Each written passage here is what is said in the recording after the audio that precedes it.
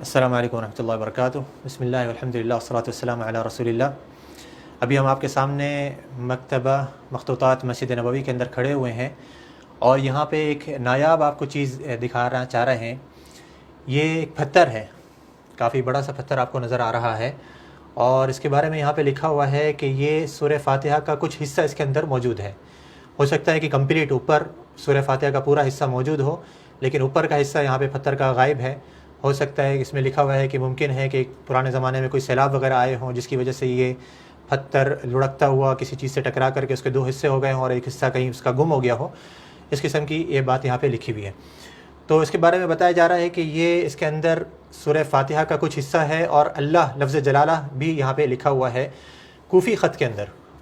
عراق کے اندر جو کوفہ ہے وہاں پہ جو خط استعمال کیا جاتا تھا وہ اس خط کے ذریعے بڑے خوبصورت انداز کے اندر اور بغیر نقطوں کے، اس میں آپ دیکھ رہے ہیں کہ کوئی نقطہ آپ کو نظر نہیں آ رہا ہے۔ اہدنا الصراط المستقیم صراط الذین انعمت علیہم غیر المغضوب علیہم ولا الضالین، اس طریقے سے جو بھی عبارت یہاں پہ لکھی ہوئی ہے اس کے اندر آپ دیکھ رہے ہیں کہ کوئی نقطہ اس میں آپ کو نظر نہیں آ رہا ہے، اور اس کی نقش نگاری کی گئی ہے ایک پتھر پہ جو کہ ایک چٹان کا پتھر ہے، جس کو بیزلٹ کالے کلر کے اندر موجود ہے یہ پتھر۔ اور اس کے بارے میں بتایا جا رہا ہے کہ اس کو شعب المغسلہ، یعنی کہ مکہ کے اندر ایک جگہ ہے جس کو کہتے ہیں شعب المغسلہ، جو کہ جبل نور کے غربی سمت میں پایا جاتا ہے۔ علاقہ کہا جاتا ہے کہ یہ وہاں پر پایا گیا تھا، اور اس کی تاریخی اعتبار سے یہ تقریباً دوسری صدی ہجری کے اندر اس کی تاریخ لوٹتی ہے۔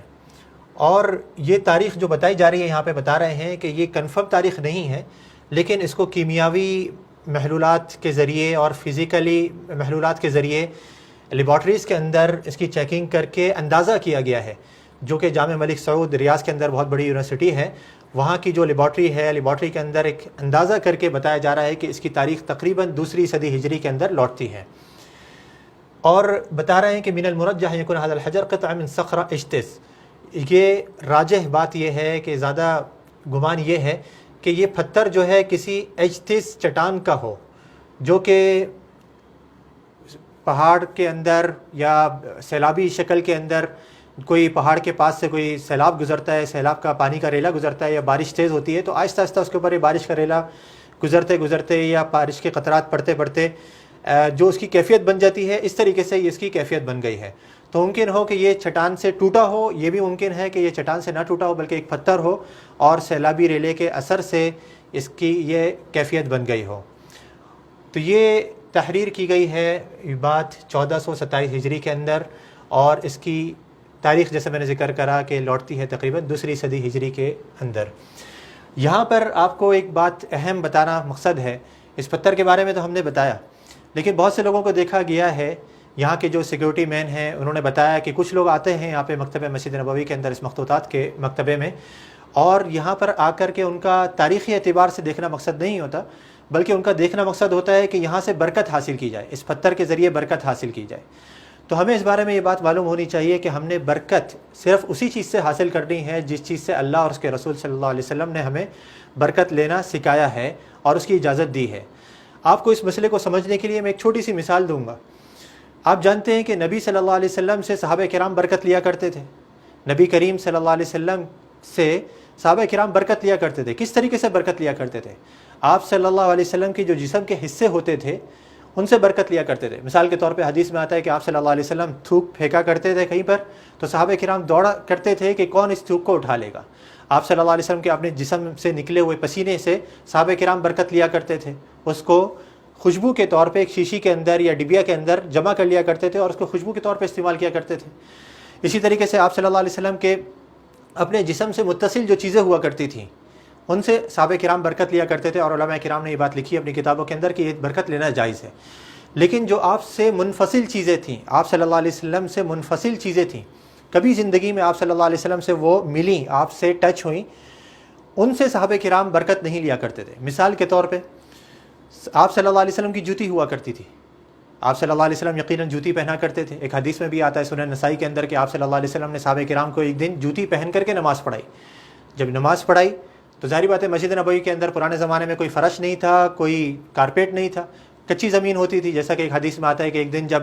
ایک رات کو رمضان کی رات میں لیلۃ القدر کی رات میں بارش ہوئی تو آپ صلی اللہ علیہ وسلم نے جب سجدہ کیا تو آپ کی جبین مبارک پہ کیچڑ لگ گئی تھی، یعنی کہ مٹی کا کچھ حصہ لگ گیا تھا، تو آپ صلی اللہ علیہ وسلم کی مسجد کے اندر کیچڑ ہوا کرتی تھی۔ تو یہ جو جوتی آپ صلی اللہ علیہ وسلم پہنا کرتے تھے، کبھی آپ کو نہیں ملے گا کہ کسی صحابی نے آپ صلی اللہ علیہ وسلم کی جوتی کی حفاظت کی ہو، یعنی کہ اس جوتی کو اپنے لیے محفوظ کیا ہو، اس جوتی کو استعمال کیا ہو۔ کیونکہ وہ اس سے برکت نہیں لیا کرتے تھے۔ اسی طریقے سے اگر آپ دیکھیں گے حضرت ابو بکر صدیق نے، عمر فاروق رضی اللہ عنہ نے، حضرت عثمان غنی، حضرت علی بن ابی طالب اور بڑے بڑے صحابہ کرام نے کتنی مرتبہ نبی صلی اللہ علیہ وسلم سے مصافحہ کیا، آپ صلی اللہ علیہ وسلم سے ہاتھ ملائے، لیکن کیا کبھی آپ نے سنا کہ کسی تابعی شخص نے، یعنی کہ وہ جنریشن جنہوں نے صحابہ کرام کو دیکھا، نبی صلی اللہ علیہ وسلم کو نہیں دیکھا، ان کو حالت اسلام میں جنہوں نے یہ دیدار کیا ان کو تابعی کہتے ہیں، کبھی آپ نے نہیں سنا ہوگا کہ کسی تابعی نے، امام مالک رحمۃ اللہ علیہ مثال کے طور پہ ایک تابعی تھے اور مدینے کے شہری تھے جنہوں نے بہت سارے صحابہ کرام کو دیکھا بھی، امام مالک رحمۃ اللہ علیہ نے کبھی کسی صحابی کو دیکھ کر کے ان کے ہاتھ سے برکت لی ہو کہ یہ ہاتھ جو ہے نبی صلی اللہ علیہ وسلم کے دست مبارک سے لگا ہوا ہے، ٹچ ہوا ہے، مصافحہ کیا ہوا ہے، تو امام مالک نے ان کے ہاتھ سے برکت لی ہو، کبھی آپ کو نہیں ملے گا پرانے زمانے کی کتابوں کے اندر۔ تو اس کا مقصد ہے کہ صحابہ کرام متصل چیزوں سے، آپ صلی اللہ علیہ وسلم کے جسد مبارک کی جو متصل چیزیں ہوا کرتی تھیں ان سے تو برکت لیا کرتے تھے، لیکن جو منفصل چیزیں تھیں ان سے برکت نہیں لیا کرتے تھے۔ تو وہ ہاتھ جو نبی صلی اللہ علیہ وسلم کے دست مبارک سے ٹچ ہوا ہو، اس سے تابعین کرام نے برکت نہیں لی، تو کیا آپ یہ سوچ سکتے ہیں کہ کسی پتھر سے، کسی دیوار سے یا مسجد نبوی کے در و دیوار سے برکت لی جا سکتی ہے؟ یقیناً یہ کام بالکل بھی درست نہیں ہے، یہ کام عقیدے کے اندر خلل کا سبب بنتا ہے، اور اگر یہ عقیدہ رکھ لیا جائے کہ یہ پتھر یا یہ دیوار یا یہ دروازہ یہ بذات خود ہمیں برکت دیتا ہے تو یہ تو شرک اکبر ہو جاتا ہے، کیونکہ برکت دینے والی ذات اللہ تعالیٰ کی ذات ہے، کوئی پتھر در و دیوار نہیں ہوتی ہے۔ اسی طریقے سے آپ دیکھیں گے حجر اسود، نبی صلی اللہ علیہ وسلم آپ کے زمانے میں جب صحابہ کرام اس کا طواف کیا کرتے تھے خانہ کعبہ کا، تو حجر اسود کی سیدھ میں جب آتے تھے تو کبھی نہیں سنا ہوگا کہ صحابہ کرام نے حجر اسود کو اس لیے چوما ہو یا اس لیے چھوا ہو کہ اس سے برکت لی جائے، بلکہ حضرت عمر بن خطاب رضی اللہ عنہ نے اپنے زبانی واضح طور پہ انہوں نے یہ بات کا اعلان کیا تھا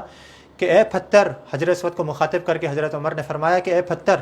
میں جانتا ہوں کہ تم ایک پتھر ہو، نہ نفع دے سکتے ہو نہ نقصان دے سکتے ہو۔ آپ غور کریں، فرما رہے ہیں کہ نہ نفع دے سکتے ہو۔ اگر حجر اسود سے برکت ملتی ہوتی تو حضرت عمر بن خطاب رضی اللہ عنہ کبھی یہ نہیں کہتے کہ اے حجر اسود تم برکت نہیں دے سکتے یا نفع نہیں دے سکتے۔ حضرت عمر فرما رہے ہیں کہ تم نفع بھی نہیں دے سکتے، اور برکت لینا یقیناً ایک نفع ہے۔ تو حضرت عمر کا عقیدہ تھا کہ یہ برکت نہیں دے سکتا ہے، اس سے ہمارے اندر برکت منتقل نہیں ہو سکتی، لیکن کس چیز سے برکت ملتی ہے؟ حضرت عمر آگے فرما رہے ہیں وَلَوْلَا أَنِّي رَأَيْتُ رَسُولَ اللَّهِ صلی اللہ علیہ وسلم يُقَبِّلُكَ مَا قَبَّلْتُكَ، اگر میں نے رسول اللہ صلی اللہ علیہ وسلم کو نہیں دیکھا ہوتا کہ تمہیں چوم رہے ہیں تو میں بھی نہیں چومتا۔ یعنی کہ برکت کس سے ملے گی ہمیں؟ برکت ملے گی ہمیں اس کام کے کرنے سے جس کو رسول اللہ صلی اللہ علیہ وسلم نے کیا ہے۔ رسول اللہ صلی اللہ علیہ وسلم نے حجر اسود کو چوما، ہم چومیں گے تو ہمیں برکت ملے گی اس سنت پر عمل کر کے، اس پتھر سے نہیں، نبی صلی اللہ علیہ وسلم کی سنت پر عمل کر کے۔ تو اسی طریقے سے یہاں پر اگر آپ دیکھ رہے ہیں کہیں پر یہ قرآن کریم آپ کو پرانے زمانے کا کوئی نسخہ ملتا ہے، اس کے اندر قرآن کے الفاظ لکھے ہوئے ہیں، آپ وہ قرآن پڑھیں گے تو آپ کو یقیناً برکت ملے گی قرآن پڑھ کر کے، لیکن اس قرآن کے لکھے ہوئے نسخے سے اگر آپ برکت لینے کی کوشش کریں گے، اس کو چھو کر کے، اس کو چوم کر کے برکت لینے کی کوشش کریں گے، تو یقیناً یہ وہ طریقہ کار نہیں جس کو صحابہ کرام نے اختیار کرا تھا، جس کو نبی صلی اللہ علیہ وسلم نے اختیار کرا تھا، اور یقیناً ان کے راستے سے ہٹنا ہمارے لیے گمراہی کا سبب بنے گا۔ تو اسی لیے ہمیں چاہیے کہ ہم صرف نبی کریم صلی اللہ علیہ وسلم کے طریقے کے مطابق عمل کریں، صحابہ کرام کی زندگی کے مطابق عمل کریں۔ صحابہ کرام سے بڑھ کر کے کوئی شخص ایسا دنیا کے اندر نہیں ہو سکتا جو اس چیز کی حرص رکھنے والا ہو، زیادہ بڑھ کر کے کہ اس کو زیادہ سے زیادہ برکت مل جائے، اس کو زیادہ سے زیادہ اجر مل جائے، اس کو زیادہ سے زیادہ ثواب مل جائے، اس کو ہر قسم کا کوئی فائدہ مل جائے۔ تو جب صحابہ کرام سب سے بڑھ کر کے چاہت رکھنے والے، حرص رکھنے والے ہوتے تھے کہ ان کو ہر قسم کے فوائد مل جائیں دنیا اور آخرت کے، تو کیا ہم ان سے بڑھ کر کے ہو سکتے ہیں کہ ہم ان فوائد کو ان طریقہ کار سے حاصل کریں جن طریقہ کار کا اختیار صحابہ کرام نے نہیں کرا؟ تو یقیناً یہ کام بالکل غلط ہوگی، یہ بات بالکل غلط ہوگی۔ اور قرآن میں بھی اللہ تعالیٰ نے فرمایا ہے وَمَن يُشَاقِقِ الرَّسُولَ مِن بَعْدِ مَا تَبَيَّنَ لَهُ الْهُدَىٰ وَيَتَّبِعْ غَيْرَ سَبِيلِ الْمُؤْمِنِينَ نُوَلِّهِ مَا تَوَلَّىٰ وَنُصْلِهِ جَهَنَّمَ، کہ جو بھی شخص رسول اللہ صلی اللہ علیہ وسلم کے طریقے سے ہٹ جائے گا، آپ کے طریقے کی مخالفت کرے گا اور مومنوں کے راستے سے ہٹ جائے گا، یعنی کہ مومن وہ لوگ جو صحابہ کرام آپ صلی اللہ علیہ وسلم کے زمانے میں تھے، ان کے راستے سے ہٹ جائے گا تو اللہ نے فرمایا کہ ہم اس کو سزا کے طور پہ جان بوجھ کر کے اللہ اور اس کے رسول صلی اللہ علیہ وسلم کے راستے سے ہٹا دیں گے، صحابہ کرام کے راستے سے ہٹا دیں گے، اور ہم اس کو جہنم رسید کر دیں گے، اور یقیناً یہ بہت ہی برا ٹھکانہ ہے۔ تو اللہ تعالی ہمیں جہنم کی آگ سے بھی محفوظ رکھے، اور ہمیں نبی کریم صلی اللہ علیہ وسلم کی سنت پر گامزن رکھے، صحابہ کرام کے طریقے کے مطابق ہماری زندگی بسر کرے۔ والسلام علیکم ورحمۃ اللہ وبرکاتہ۔